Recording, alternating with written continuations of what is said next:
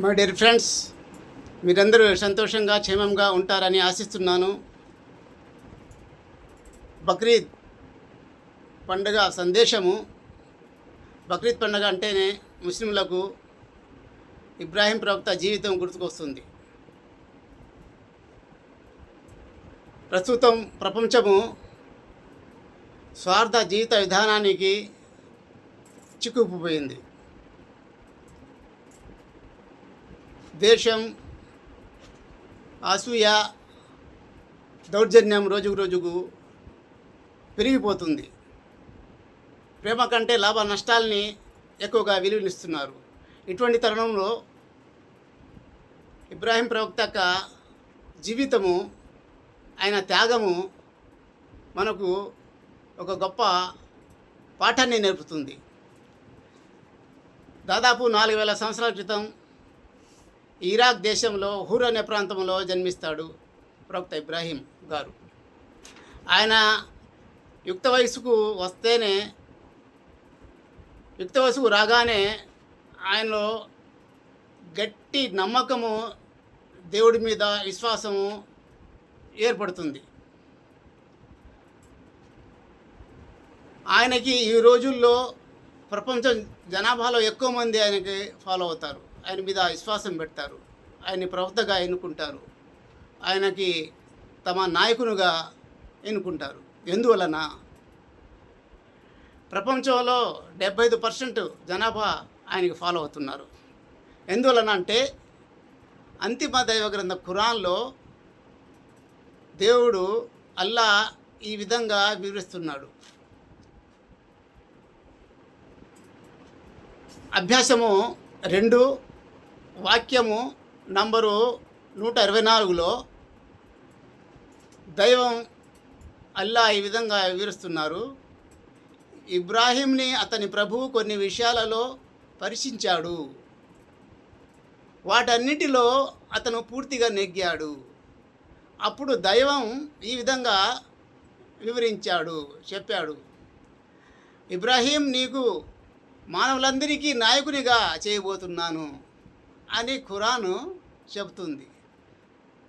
ఖురాను ఈ విధంగా చెప్పింది కాబట్టి ఆయనకి ప్రపంచంలో ఇంత విలువ, ఎక్కువ మంది ఆయనకి ఫాలోవర్స్ అయ్యారు.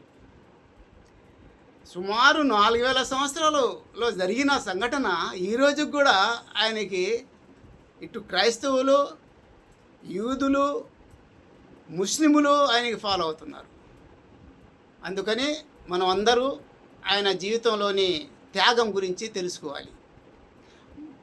సహజంగా మానవుడు ప్రపంచంలో ఏ వస్తువులతో ఎక్కువగా భయపడతాడో, భయభ్రాంతులు అవుతాడో వాటినన్నిటినీ అతను ఇబ్రాహీం ప్రవక్త దేవుని భీతి ముందు అన్నిటినీ జయించేశాడు. రెండో విషయం ఏంటంటే, మనిషి ప్రపంచంలో వాటిని ఏ వస్తువులతో ఎక్కువగా ప్రేమిస్తాడో దేవుని ప్రేమలో దేవునికి సంతోషపెట్టేదానికి అన్ని ప్రేమల్ని అతను త్యాగం చేశాడు ఇబ్రాహీం ప్రవక్త. ఇది అసలైన విషయాలు. తర్వాత ఏమిటంటే, ప్రవక్త ఇబ్రాహీం గారి యొక్క అగ్నిగుండంలో పడేయటం ఒక భయభ్రాంతులు చేసే పరీక్ష.